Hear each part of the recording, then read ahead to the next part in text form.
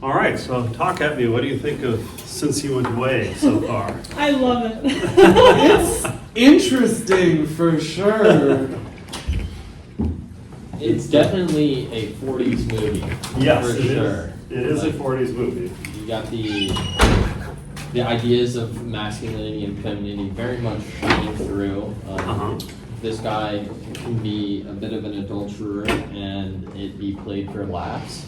He could be flirting with a woman that's 20 years younger than him, Yeah. and minimum. Yeah. And the daughter of his previous lover, and it also be played for laughs. Yeah.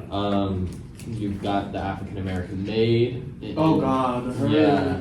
And her like devotion to the family, even though I very much doubt. There's an entire literature about the figure of the African American maid in advertising in the 40s and 50s, because this is when Aunt Jemima was created, but there was all sorts of advertising that used African American women, and the idea was that initially they were selling the idea that you could feel like the mistress on a slave plantation. You've got the African American woman. If you just buy Aunt Jemima, you've got the African American woman in your kitchen.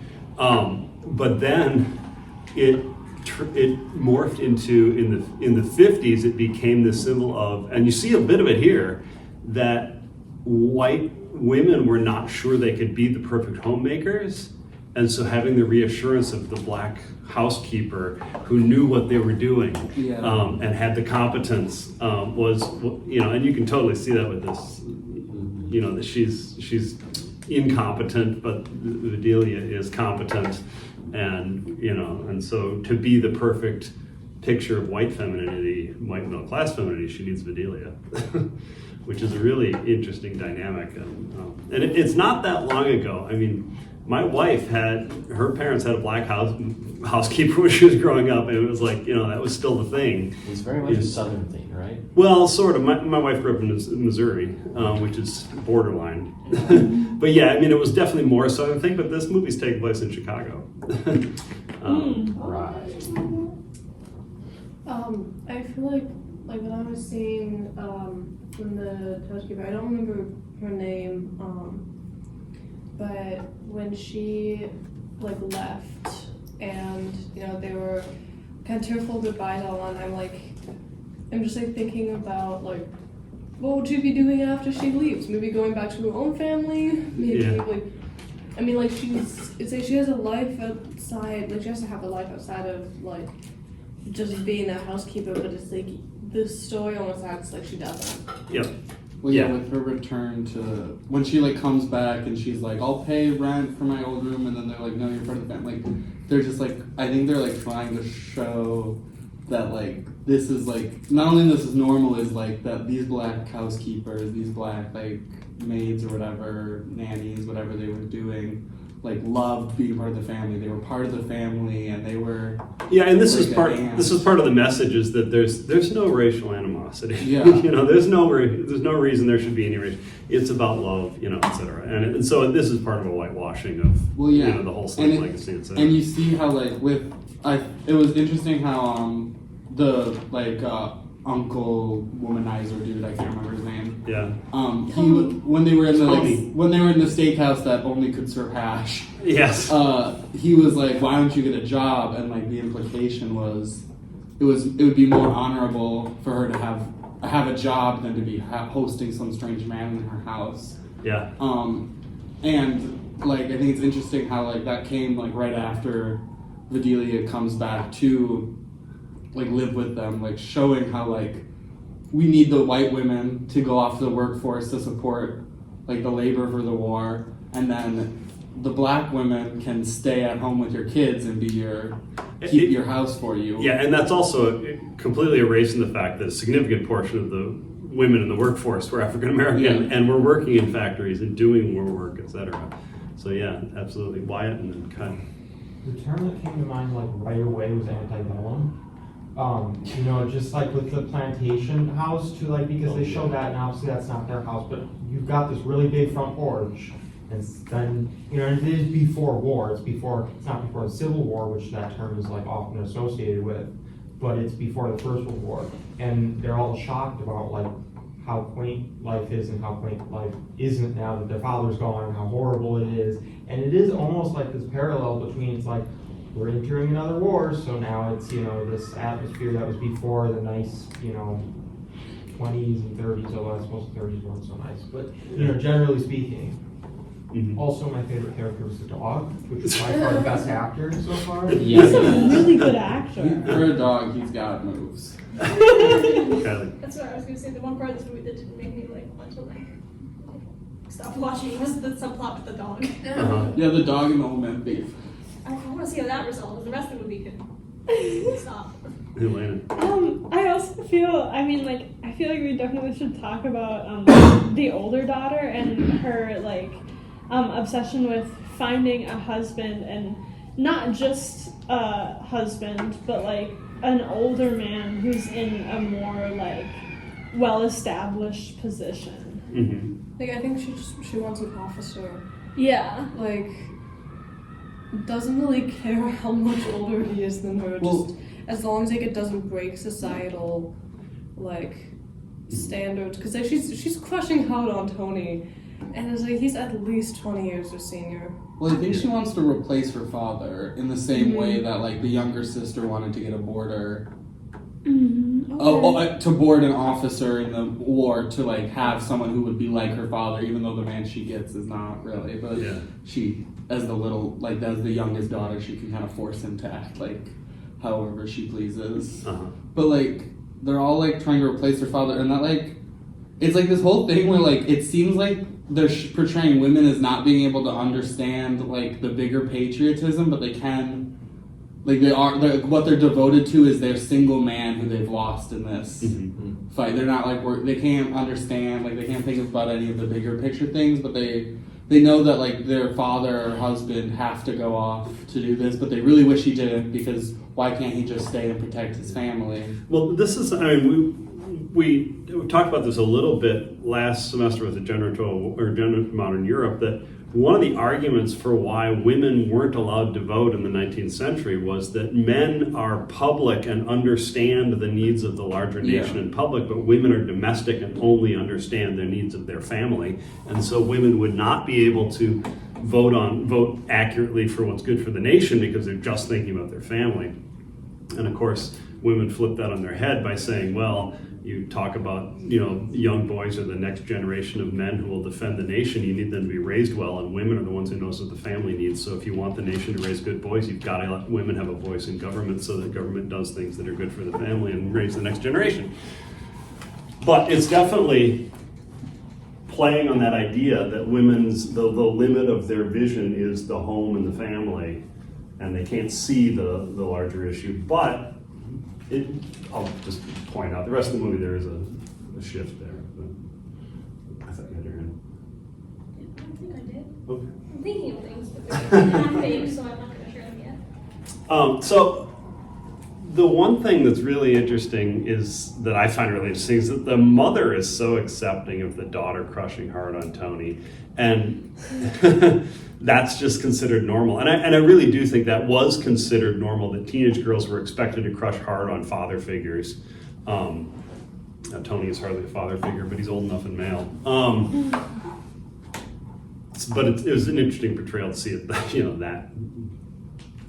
Also, just that painting is crazy. That was nuts. That was. And he presented it to the Navy because he worked as an advertiser. Yeah, I think For the that's Navy? the idea. The absent dad is an advertising executive, Yeah. and I think Tony works in an advertising agency. He's an artist, but But it got him. It was so inappropriate. It would seem that it made him get moved to actually have to train him and go over to the war effort. yes, yes. Even when he just pulled back the top it to reveal her face, I'm just that positioning of her torso is she's and the way that her arm was Yeah, there's no way reaching back that's in going to that be weird angle, respectable. I'm that's gonna, as soon as he pulls the rest of that off, she's either gonna be in her underwear or really suggestively positioned, or both. like Yeah. it's gonna be a sex show. I don't think they get it yet, but It's crazy to see the relationship between Tony and the mother, like how flirtatious it is. Like I don't know if the dad would be very happy about that person. Apparently, he's totally aware of it. I mean, I guess it's because Tony is so much a womanizer that he has other. yeah, nobody takes it options. seriously, I guess. Okay. I thought it was very interesting that like Odalia was very outraged by it. Like the daughter was like curious but like wasn't understanding, and the mom was just like, "Oh, haha, that's classic Tony." Yeah, Like, yeah. He was like, "Put it away," but that's so funny. I'm like, what? That's Yeah. he did that without your knowledge or consent and showed it to the entire Navy. Why do you think right. it's a funny haha joke? Like, Yeah. One thing that I'm struggling with every time I watch this film is just how hard the mother has to work to make everybody around her feel comfortable, etc. She has to put up with Tony because that's Tony, so she has to make Tony happy and flirt just enough to keep him happy. And she has to, present a face to Vidalia and the daughter and the colonel she's working so hard and the grocer comes in and she's always has to like put her own needs, desires, emotions aside and focus on whatever the person in front of her needs and supply that. And I'm really just blown away every time I see that, just because that's a really good picture of femininity and the expectations for women at that time, and still to a certain extent, that women are expected to do a whole lot of that sort of emotional social work to make everybody around them feel comfortable and make everybody around them happy, even if they're not paying attention to their own needs. But any other thoughts? Thoughts about the colonel? Thoughts about what's his name, Bill, the younger soldier? Colonel's an interesting guy. He's very much like the definition of like a bourgeois masculinity. Like it's serving like World War I masculinity. How he's very strict and regimented about what he wants and that he's going to get it. But I like how the movie is playing it. That's just not the way it works anymore, man. And you're out of the loop. Yeah. Well, it's also like showing that like cold, unpaternalistic masculinity is not like what is the norm or like correct anymore, really. Like, and like you can see how like living in this family home, because like clearly he's either divorced or his wife is dead, his children are dead. Like he lives alone. It would be presumably like. But like living in this family home is having an effect on him. Like he's having to tolerate with all of like the hubbub, and like he's also having to like learn how to be more the correct like fatherly, paternal, kind man. That is like what they're trying to like push is like in the home life. Elena. His dynamic with the younger daughter is so cute. Oh, that's totally Shirley Temple. That's her persona in every film she's in. Is she like very subtly takes control of everything through this sort of charming little girlishness that nobody can say no to her, and that's totally Shirley Temple's gig. That's her shtick. I couldn't figure out if they were trying to, like, what they were trying to, like, if there was like a meaning behind this, or if they just thought it would be funny. But like when like the colonel met like Tony, and he was like in the mattress, and he kept standing up to say something, and then going back into like his little cocoon. I was like, is there meaning here, or did they just? I think they were just trying to be funny. That's very. That was an odd choice. I thought. Yeah, it was. Because it didn't look all that happy. Well, I think the film is supposed to be a comedy. Well, it's supposed to Enough. have. Well, it's supposed to Like have a sentimental comedic element. comedy. Yeah. But like I think over the years perhaps it's lost a lot of the like ha-ha comedy, and it's like the sentimental like storyline is still there, but like I think the jokes, perhaps because they're like so restricted by like the like mores of the time and like the Hays Code, but it's like it like feels like sometimes I'm like, I think this is supposed to be funny, but it just isn't really that funny anymore. So everyone know, when I've mentioned the Hays Code, and Jackson just mentioned it, everyone know what the Hays Code is?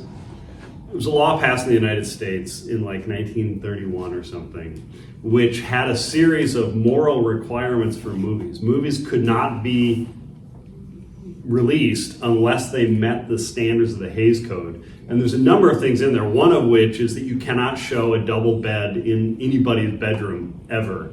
It has to be single beds, and it has to be separate even if they're a married couple, and hence the double beds and the, but another one is if there's a married couple at the beginning of the movie and anything breaks that up, you have to reunite them at the end of the movie. Marriages cannot be broken up during the movie. And so, I mean, you can guess, does Dad come back? Well, the Hays Code says he has to, so. I guess, like, I don't really understand where they draw the line with that, because, like, obviously they have, like 2 beds. Mhm. But there's a lot of, like, sexual suggestion and, like, implication throughout the movie, especially. Well, Hollywood didn't really like the Hays Code. Okay. So Hollywood was always playing with the Hays Code because Okay, they knew okay. the audience wanted the sort of, Yeah. So, I mean, there was a definite tension of, can we meet the letter of the law in the Hays Code and still, have Tony showing off these paintings and flirting like crazy and, This isn't completely relevant, but I know like Hitchcock for Psycho, when he was trying to film the shower scene, got like a whole bunch of backlash because he just couldn't show it, and somehow or other he managed to push it through. But it's just like one of those defining cinematic moments where it's like it really stands out compared to other movies, because all of a sudden you have this implication of a naked woman taking a shower. Yeah. For that type of periods. because everybody knew that women taking showers were not naked before that. But yeah, I mean, you're They always absolutely. wear their long swimsuits. Pardon? So yeah, I mean, the Hays Code is an interesting subtext here. Although, I mean, this movie was made hand in hand with the Department of Defense. I don't know if you noticed there was a colonel or somebody who was a consultant on the film listed up front, and they at the end of the credits they thank the Department of Defense for all the. Well, and they start the film with like the title card that says a story of the unconquerable fortress, the American home. Yes. Like it's so like in your face immediately about like we are going to protect the suburban American family. And like I don't know if anyone else saw it, but like when they were like going through like the montage of what they have around their home at the beginning, the little piece of mail says they live on Suburban Drive. Yeah.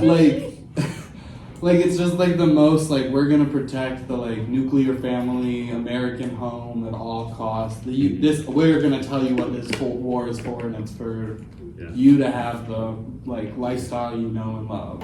Yeah. Okay.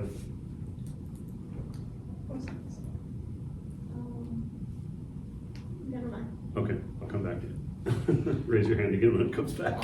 If it does, One thing I would mention is that America didn't have what we think of as suburbs then in the 40s. Yeah. I thought the hangar set was cool for the dance. So obviously the military would have had to sign off on that one, but it was neat. Yeah. Oh yeah. Just And, all the stuff where they panned into the front shot and just had like all the things like decorating it, but they were like, I can see the propaganda. yeah. So U.S. didn't have suburbs the way I mean, they did have suburbs in the sense that there were sprawling smaller cities outside of bigger cities, but they did not have the sort of cookie cutter ranch style house suburbs. That was a relic of the late 40s and 50s after World War II.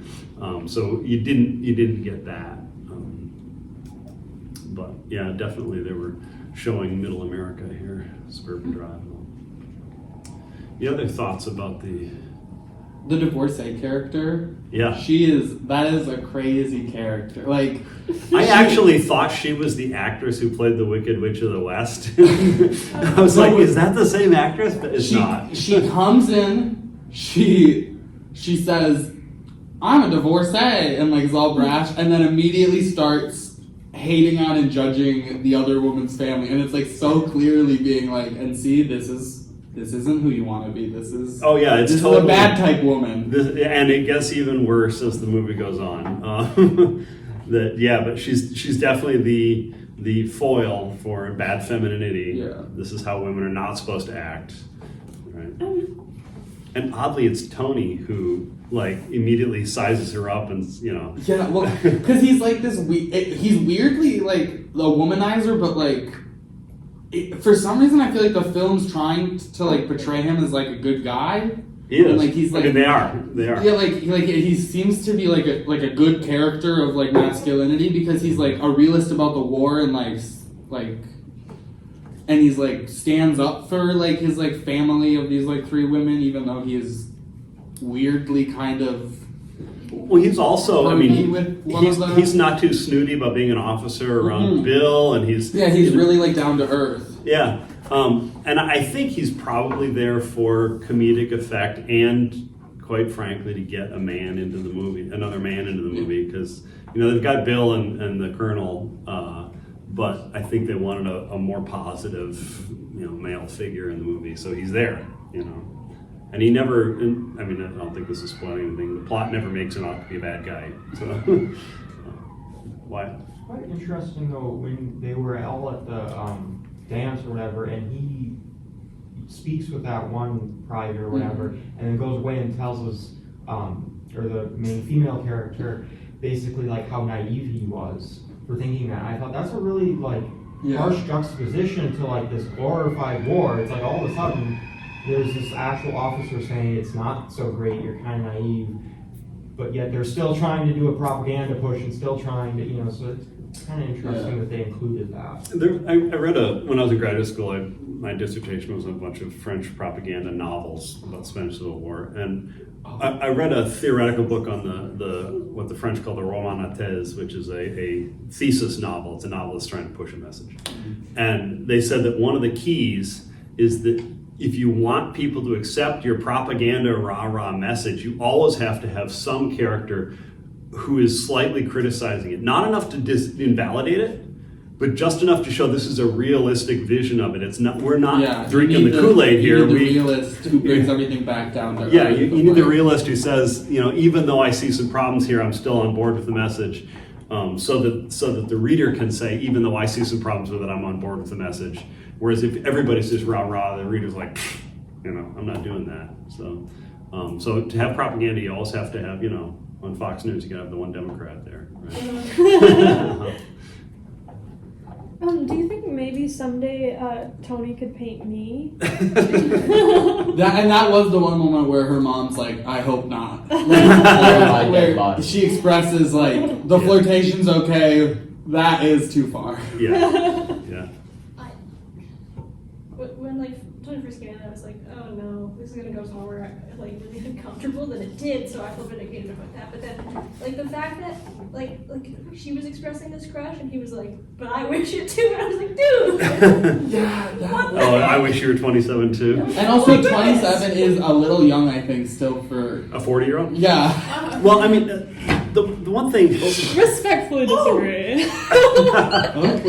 Well, I mean, there's a long tradition in European and American history of seeing marriages as properly having an age imbalance because it gives the man a little more power. Gives the man more authority and power. So if a teenage girl gets married to an adult man in his 30s or 40s, he has authority right off the bat, which is how a certain patriarchal vision of society says it ought to be. And so society was willing to encourage that, to encourage middle-aged men to marry teenage girls because that was set up the proper relationship in the family. Listen. I feel like that also kind of gives the man enough time to set up a business and make a name for himself and all that stuff, and then it's he kind of takes this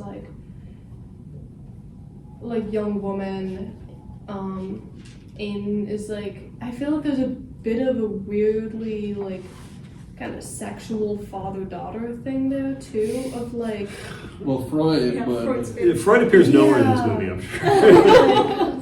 Freud's ghost writing this movie. Yeah. Of she's, I feel like the woman is supposed to be kind of young and naive, and he's supposed to protect her, and it's I feel in part that kind of supports the idea of women as being kind of gentle, motherly, and like very very much like naive and kind of only knowing like the inside of the home. Mhm.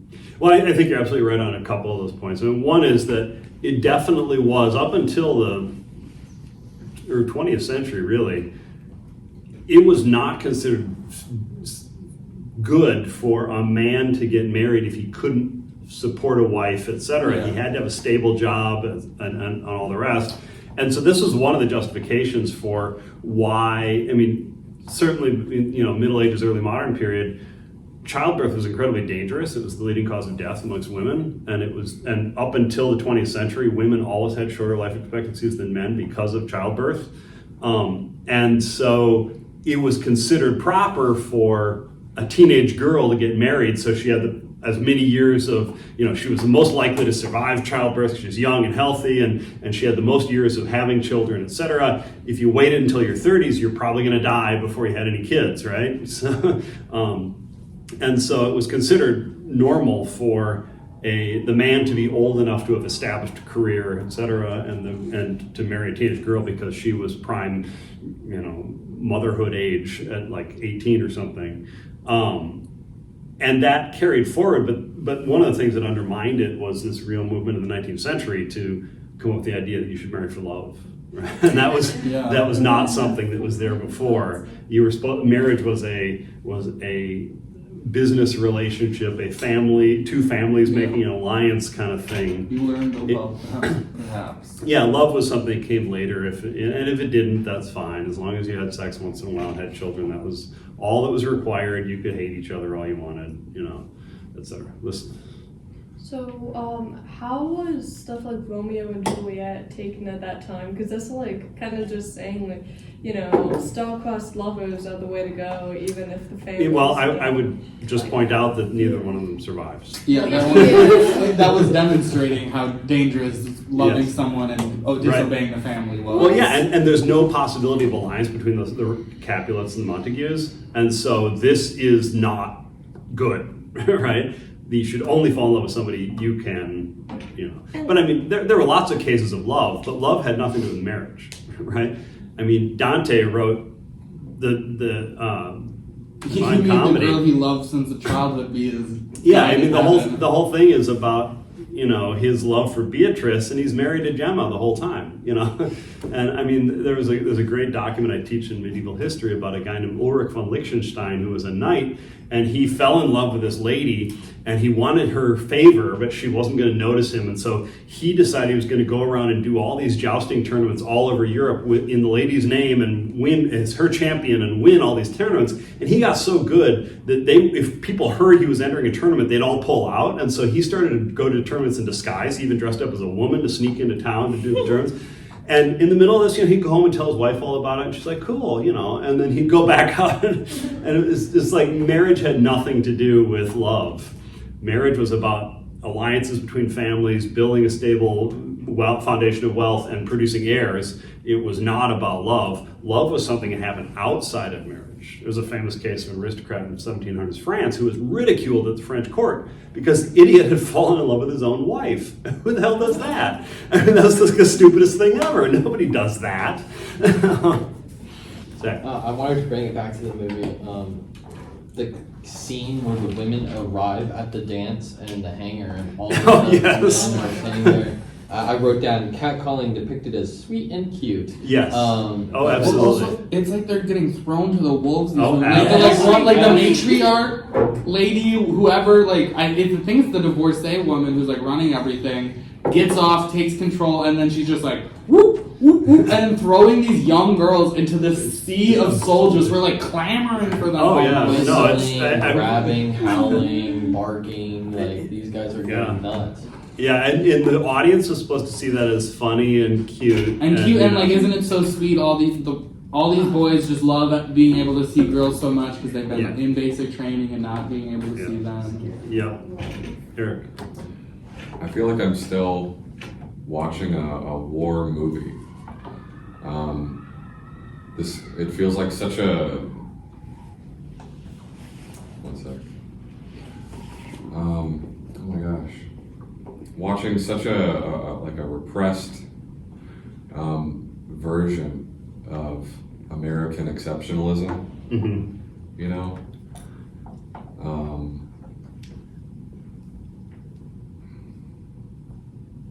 Pass.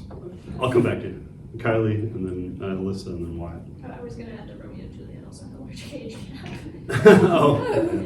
Did they? Yeah. Yeah. I believe What? she's like 13 and he's 19. Oh. Mm-hmm. Not as big, But but still, it's like a famous It's- love story, but it was pretty But it's like a big developmental gap. yeah. Yes. It was honestly just kind of creepy. He was Yeah. literally stalker. She was a child. And he had just broken up with, he was Yeah. just so heartbroken about his last girlfriend. He just broken up with someone and then like saw a 13-year-old Juliet and was just like who did I like before? Anyway, I like her now. But like the one girl who stepped up to us and she was like, "Oh, I'm looking for this guy," and they were all like, "That's my name." I was like, "Oh." Yes. Yeah, that was a very creepy scene. Yeah.